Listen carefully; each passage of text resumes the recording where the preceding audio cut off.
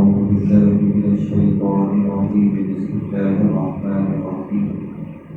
وما أرسلنا في قرية من نبي إلا أخذنا أهلها بالبأساء والضراء لعلهم يضرعون.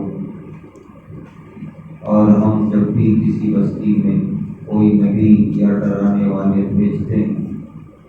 پھر ہم ان کو محتاجی اور بیماری میں پکڑتے ہیں تو اس لیے تاکہ وہ اللہ کی طرف رجوع ہوں اور گڑ گڑائیں۔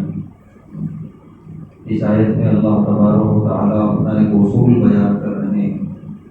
کسی بھی آبادی میں، بستی میں یا کسی بھی گھر میں یا کسی بھی شخص کو جب اللہ تبارک و تعالیٰ کی تعلیمات پہنچتی ہیں اور وہ اس سے اعراض کرتا ہے، منہ موڑتا ہے، یا یہ کہ ان تعلیمات کو قبول تو کر لیتا ہے مگر اس پر عمل کرنے میں کوتاہی برتتا ہے، تو اللہ فرما رہے ہیں ہم اس کو ہلکی آزمائشوں سے گزارتے ہیں، بالبأساء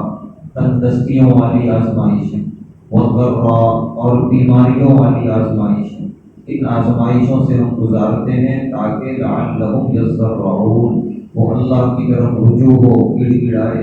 اور جو اس کے اندر عمل میں کوتاہیاں تھیں اس کو ختم کر کے صحیح طور پہ عمل کرنے والا بن جائے۔ تو اس آیت سے صاف یہ مفہوم نکل کے آ رہا ہے کہ ہماری زندگیوں میں جو چھوٹی یا بڑی پریشانیاں آتی ہیں وہ اس لیے نہیں کہ گلے شکوے کریں، مایوس ہو کر بیٹھ جائیں، بلکہ اس لیے کہ صبر کے ساتھ اللہ کی طرف رجوع ہو جائیں، وہ بیماریاں اور پریشانیاں بھی دور ہوں گی اور انشاءاللہ اللہ کی طرف سے خوشحالی بھی آئے گی۔